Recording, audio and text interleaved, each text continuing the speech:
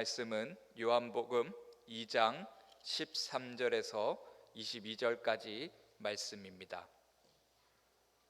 요한복음 2장 13절에서 22절까지 말씀입니다. 제가 읽어 드리겠습니다. 유대인의 유월절이 가까운지라 예수께서 예루살렘으로 올라가셨더니 성전 안에서 소와 양과 비둘기 파는 사람들과 돈 바꾸는 사람들이 앉아 있는 것을 보시고 노끈으로 채찍을 만드사 양이나 소를 다 성전에서 내쫓으시고 돈 바꾸는 사람들의 돈을 쏟으시며 상을 엎으시고 비둘기 파는 사람들에게 이르시되 이것을 여기서 가져가라. 내 아버지의 집으로 장사하는 집을 만들지 말라 하시니 제자들이 성경 말씀에 주의 전을 사모하는 열심이 나를 삼키리라 한 것을 기억하더라. 이에 유대인들이 대답하여 예수께 말하기를 내가 이런 일을 행하니 무슨 표적을 우리에게 보이겠느냐. 예수께서 대답하여 이르시되 너희가 이 성전을 헐라 내가 사흘 동안에 일으키리라. 유대인들이 이르되 이 성전은 46년 동안에 지었거늘 내가 3일 동안에 일으키겠느냐 하더라. 그러나 예수는 성전된 자기 육체를 가리켜 말씀하신 것이라. 죽은 자 가운데서 살아나신 후에야 제자들이 이 말씀하신 것을 기억하고 성경과 예수께서 하신 말씀을 믿었더라. 아멘. 소리라는 것은 어떤 정보를 전달해주는 하나의 요소입니다. 우리가 어떤 뒤에서 차가 오거나 혹은 상대방이 화가 났는지 혹은 상대방이 기분이 좋은지를 우리는 그 사람과의 대화 혹은 뒤에서 오는 차의 어떤 엔진음 소리나 경적 소리를 통해서 우리는 그 상황을 판단하게 됩니다. 그러니까 우리는 어떤 상황을 판단하고 어떤 것을 분별하게 될 때에 시각적 요소에만 의지하는 것이 아니라 바로 이 청각적 요소, 소리라는 것을 통해서 우리는 그 정보들을 받아들이고 정보를 전달한다라는 것입니다.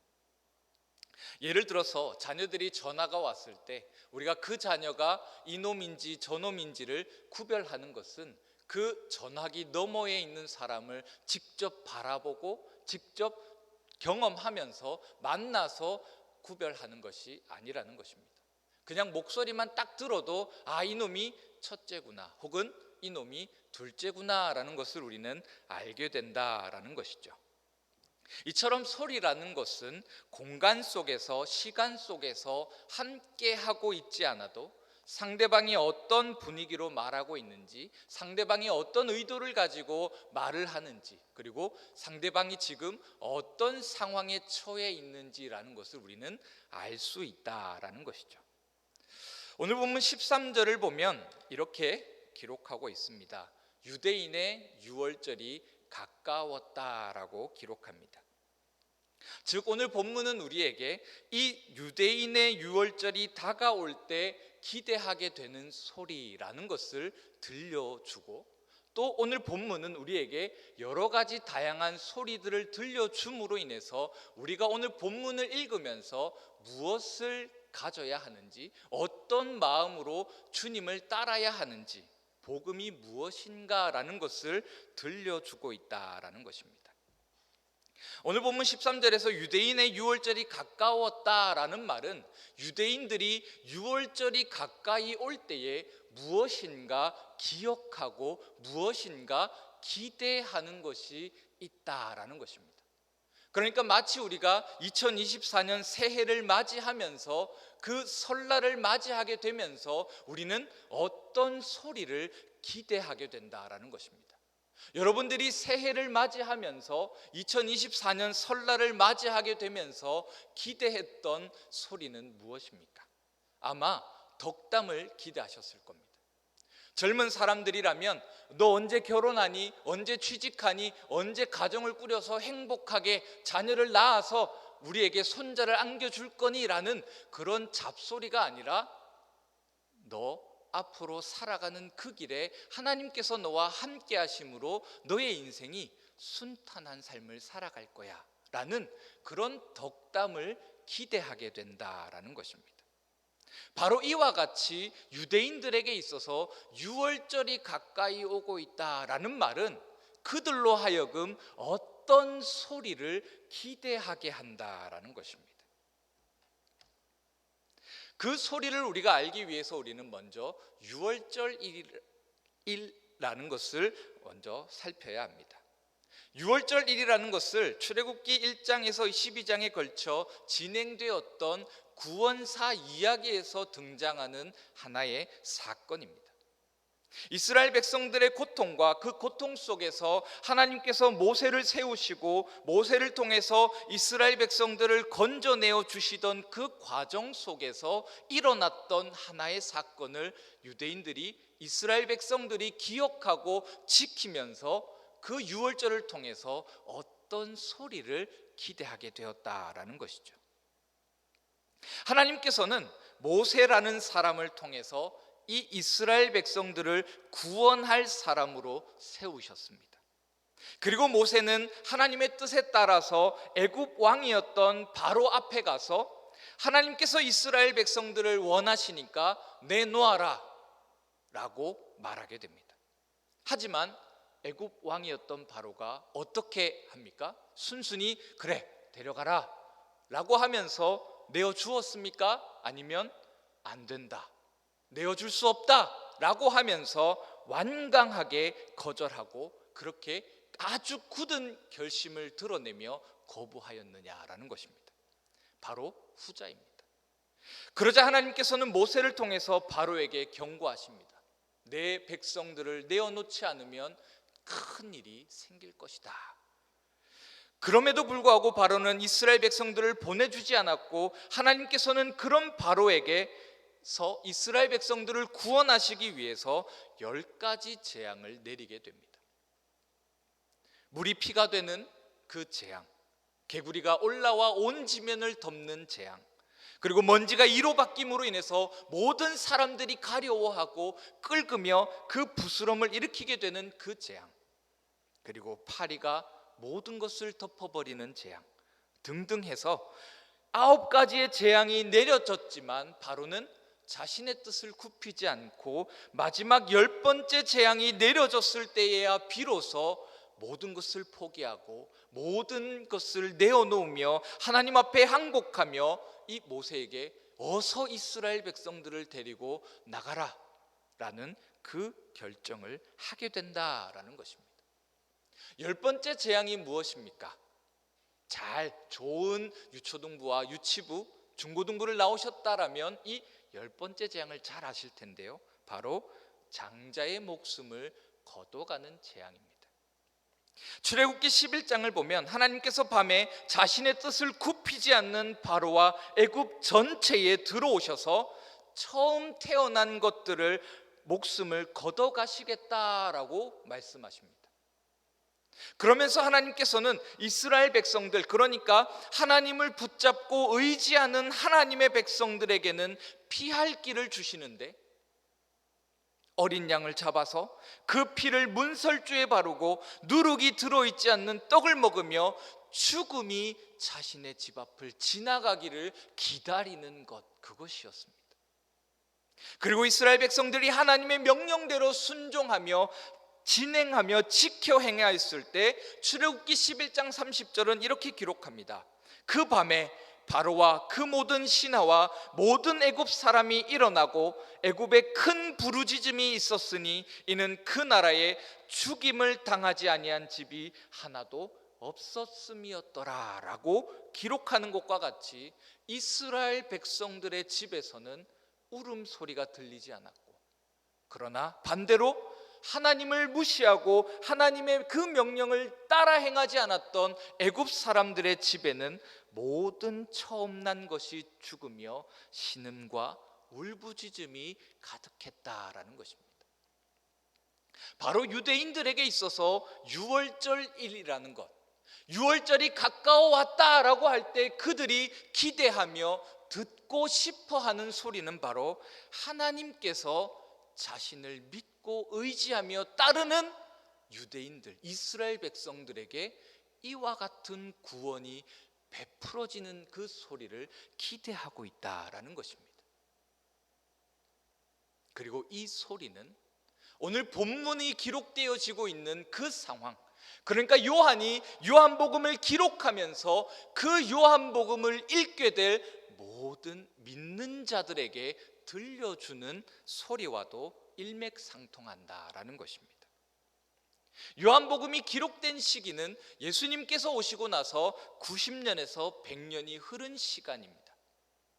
이 시기는 도미티안이라는 황제가 자신이 신이다, 나를 믿어야 한다, 나를 믿지 않으면 반역을 행한 자로서 잡아서 고문하고 잔인하게 죽여버렸던 시대였습니다. 더욱이 이 시기는 그러한 못되고 잔인한 잔혹한 그런 황제의 그런 통치를 받고 있던 이스라엘 백성들이 식민지로 살아가고 있던 시대였다라는 것입니다. 그리고 이 시기는요, 예수님께서 말씀하셨던 것처럼 예수님께서 오시고 난 후 70년경 되는 때에 예루살렘의 성벽이 무너지면서 예루살렘이 멸망하였던 그 시기였다라는 것입니다. 즉 유월절이라는 것을 맞을 때마다 유대인들은 지금, 이스라엘 백성들은 지금 그 출애굽에서 들려졌던 그 구원의 소리를 갈망하고 간구하며 갈급해하고 있는 그 상황이다라는 것입니다. 그런데 오늘 본문을 보면 오늘 본문에서 들려지는 소리는 유대인들이 기대하던 소리와는 전혀 다른 소리가 들려지는 것을 보게 됩니다. 유대인들에 의해서 들려지는 소리를 14절은 이렇게 묘사하며 보여줍니다. 성전 안에서 소와 양과 비둘기 파는 사람들과 돈 바꾸는 사람들이 앉아 있는 것을 보시고 라는 그 기록과 같이 성전 안에서 유월절이 다가오고 있는 그때에 들려지고 있는 소리는 소 울음소리, 양 울음소리, 비둘기 파는 사람들이 이 비둘기가 더 좋다, 저 비둘기보다는 이 비둘기가 더 좋다라고 하는 그 장사하는 소리가 가득하고 있다라는 것입니다. 또 돈을 바꾸기 위해서 누구는 1달러에 1,000원을 주고 누구는 1달러에 900원을 주는 것처럼 누가 더 많은 돈을 바꿀까, 누구에 가서 내가 바꾸는 것이 더 좋은가라는 것을 따지기 위해서 흥정하는 소리가 오늘 본문을 가득 채우고 있다라는 것입니다. 성전이라는 곳은 어떤 곳입니까? 우리가 성전이라고 했을 때 들려지기를 원하고 기대하게 되는 소리는 무엇입니까? 그것은 바로 거룩한 곳, 거룩한 곳으로서 무엇인가 조용하고 차분한 분위기 속에서 기도하는 소리와 하나님을 찬양하는 소리, 서로가 서로를 향해 도와주고 섬겨주며 싹트게 되는 그 웃음의 소리가 우리는 성전이라는 단어를 통해서 기대하게 되는 소리라는 것입니다. 그러나 오늘 본문은 그런 소리가 들린다고 말합니까? 아니면 그렇지 못한 전혀 반대의 소리가 들려지고 있다라고 말합니까? 왜 그렇다면 유대인들은 자신들이 기대하는 그 소리, 유월절이 다가옴에 있어서 그들에게서 들려줘야 하는 소리를 듣지 못하고 왜 그들은 성전으로서 하나님의 백성으로서 들려주어야 하는 소리를 내어주지 못하고 있을까요? 그것에 대해서 오늘 본문 17절은 이렇게 얘기합니다. 제자들이 성경 말씀에 주의 전을 사모하는 열심이 나를 삼키리라 한 것을 기억하더라 라는 말씀입니다. 그러니까 지금 이 본문 속에서 일어나고 있는 그 모습, 전혀 다른 소리 가운데 예수님께서 나타나셔서 무엇인가를 행하시는데 그 모습을 보면서 제자들은 주의 열심이, 주의 전을 사모하는 열심이 나를 삼키리라 라는 그 말씀을 기억하며 그것을 생각하고 있다라는 것입니다. 예수님께서 성전을 시장바닥으로 만들어 놓은 유대인들을 보면서 양이나 소를 다 성전에서 내쫓으시고 돈 바꾸는 사람들의 상을 엎으시면서 그 돈을 다 쏟으시는 그 모습을 보면서 성전에서 들려져야 할 거룩하고 아름다운 찬송과 경배의 소리가 아닌 시장통 소리가 들려지는 그 상황도 시끄러운 그 모습 속에서 예수님께서는 더 시끄러운 소리를 내시면서 더 큰 소란을 피우시면서 그들의 소음을 뒤덮을 만큼 더 시끄러운 소음을 만들어내시는 것을 보면서 제자들은 이 17절의 말씀을 기억했다라는 것입니다. 주의 전을 사모하는 열심이 나를 삼키리라 라는 말입니다. 이 구절은 시편 69편 9절의 내용을 인용하고 있는 것입니다. 시편 69편의 내용을 살펴보면 다윗이 하나님의 뜻을 따라 살아가다가 당했던 서러움과 억울함을 토로하며 고백하고 있는 내용입니다. 그러니까 다윗이 고통당하게 된 이유가 바로 주의 전을 사모하는 그 열심 때문이었다라는 것이죠. 하나님의 뜻을 따라 살아가는 자들을 향한 이유 없는 비난과 조롱 가운데서 다윗은 하나님을 향하여서 자신의 고통과 힘듦, 자신의 그 아픔을 내어놓으며 토로하며 하나님의 은혜를 구하고 있는 것이 바로 이 시편 69편 9절의 내용이다라는 것입니다. 바로 유대인들이 유월절이 가까이 오고 있음에도 그들이 들려주는 소리가 거룩한 성전과 어울리지 않는 소리를 내고 있던 것은 바로 주의 전을 향한 열심이 그들에게 없었다라는 것을 말하고 있다라는 것입니다. 그들은 성전에서 하나님을 예배하는 것에 집중하지 않았습니다. 그들은 어찌 자신들의 정체성이라 얘기하는 그 율법이 선포되는 장소에서 자신들이 믿고 따라야 할 그 율법이 가리키는 하나님을 발견하고 하나님께서 보내신 예수 그리스도를 발견해야 할 그 성전을 시장탕으로 만들면서 전혀 어울리지 않는 소리로 가득 채우면서 그들은 하나님을 예배하는 것, 하나님을 향한 그 하나님의 성전을 향한 열심을 가지지 않았다라는 것입니다. 이것은 내가 누구인가라는 질문에 나의 정체성을 결정짓는 나의 부모님을 무시하고 나의 부모님이 없이 나는 누구인가라는 것을 생각하는 그런 어리석음과 같은 모습을 지금 유대인들은 보여주고 있다라는 것입니다. 그래서 예수님께서는 오늘 본문 15절에서 19절과 같이 노끈으로 채찍을 만드셔서 성전을 뒤집어 엎으시며 성전을 소란스럽게 하시며 예수님을 향해 반발하며 대드는 유대인들을 향해서 이 성전을 헐면 예수님께서 3일 만에 일으키시겠다라고 말씀하고 계신다라는 것입니다. 하나님의 집을 사모하는 그 열심으로 인하여서 예수님께서는 거룩한 성전에서 들려져야 할 소리를 듣지 못하시는 것을 보며 참지 못하고 계신다라는 것입니다. 이런 예수님의 모습을 보면 유대인들은 성전을 어떻게 대하고 있다라고 느껴지십니까? 유대인들이 성전을 대하는 그 모습이 과연 하나님의 전을 사모하는 자로서의 모습으로 보여집니까? 아니면 하나님의 그 전을 사모하지 않고 업신여기며 그저 하나의 장소로서 무시하고 있는 것처럼 보이십니까?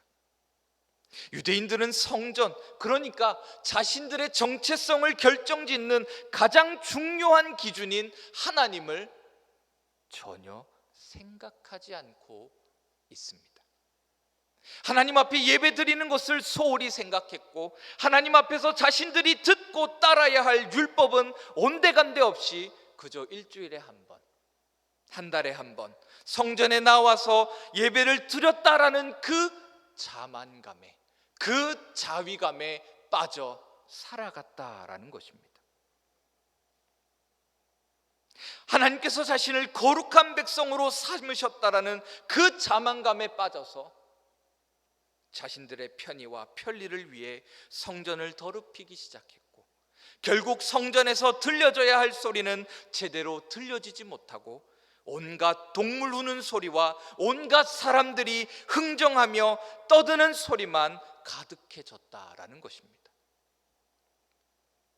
그러나 예수님은 이 성전을 보시며 하나님을 생각했습니다. 하나님의 전을 사모하는 그 열심이 예수 그리스도를 뒤덮으시면서, 예수 그리스도를 집어삼키시면서, 불사르시면서 예수님께서는 성전을 뒤집어 엎으시면서 성전에서 들려오는 그 모든 잡다한 소리를 제거하셨고, 예수에 의해 울려 퍼진 그 파괴의 소리는 오히려 모든 성전을 깨끗하게 하시며 하나님의 소리만이 들려지도록 했다라는 것입니다. 마치 유전에 불이 났을 때 그 불을 끄기 위해서 폭탄을 터뜨리며 그 불을 진압하는 것과 같이, 지금 예수님께서는 손 쓸 수 없는 상황에 빠져버린 성전, 온갖 동물이 우러대고 온갖 모든 사람들이 저마다 한마디씩 하며 시장통으로 만들어버린 그 성전을, 모든 물건이 깨지고 모든 동전이 땅바닥에 떨어지며 모든 사람들이 놀라 비명치는 소리로 가득 채우시며 성전을 깨끗하게 정화시키셨다라는 것입니다. 여러분들은 과연 이러한 모습을 목격하게 되었을 때 어떤 생각을 하시겠습니까? 어떻게 그 모습을 바라보며 무엇이라 고백하며 무엇이라 판단하며 무엇이라 분별하시겠습니까? 오늘 본문에서 이런 예수님의 모습을 목격했던 제자들은 자신들이 그토록 존경하고 자신들의 모든 시대를 통틀어서 가장 아름답고 모든 것이 평화로웠던 그 시대, 그 시대의 왕을 지금 고백하고 있다라는 것입니다. 바로 다윗 왕입니다. 오늘 본문은 우리에게 여러 가지 소리를 들려줍니다.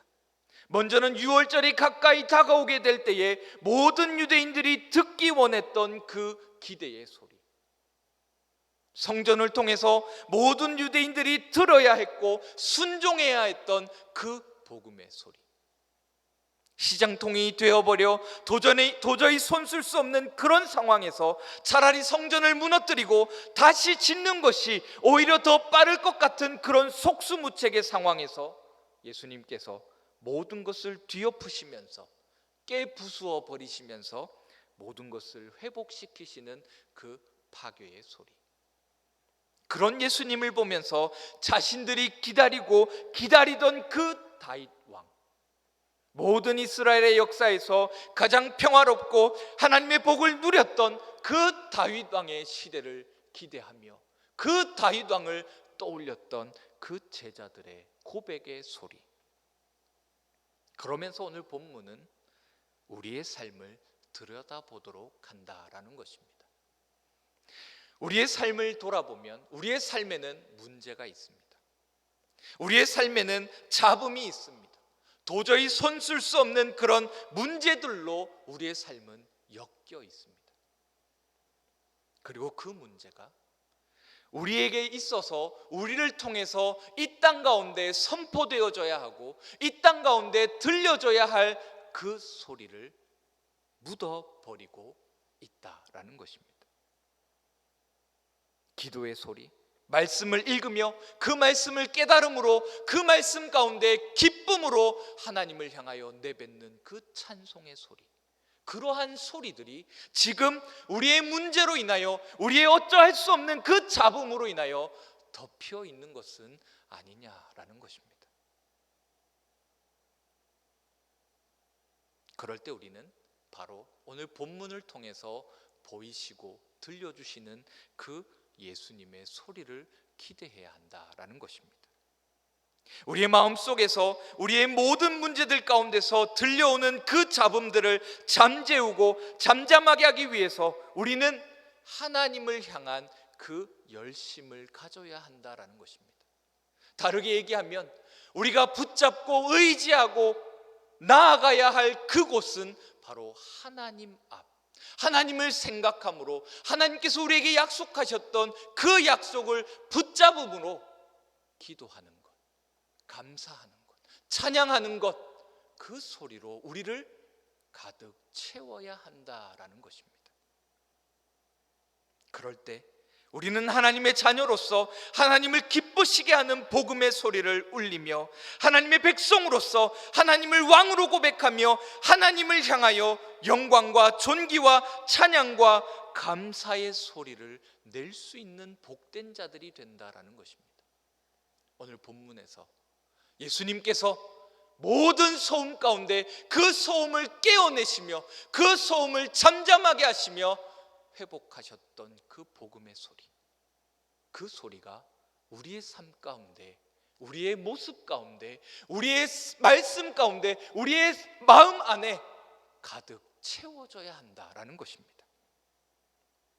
내가 원하는 것, 내가 필요로 하는 것, 내가 하고 싶은 것 등 우리의 생각과 마음에서 우리를 어지럽게 하는 나의 소리를 깨트리고 오직 주님의 뜻을 구하며 주님의 인도하심을 따르는 그 복된 자들이 되시기를 축원합니다.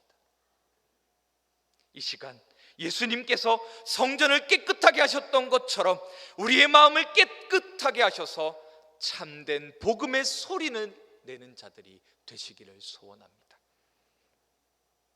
그럴 때 우리의 삶은 예수님을 바라보며 주의 전을 사모하는 그 열심이 그를 덮었구나, 그를 통하여 하나님께서 약속하셨던 그 회복, 다윗이 자신의 아픔 속에서, 자신의 당하고 있는 그 억울함 속에서 하나님께서 자신의 삶을 일으키실 것을, 회복시킬 것을 믿음으로 하나님 앞에 간구했던 것과 같이 그 회복을 우리의 삶을 통하여 수많은 사람들이 기대하고 그 소리를 듣게 되시기를 주의 이름으로 축원합니다.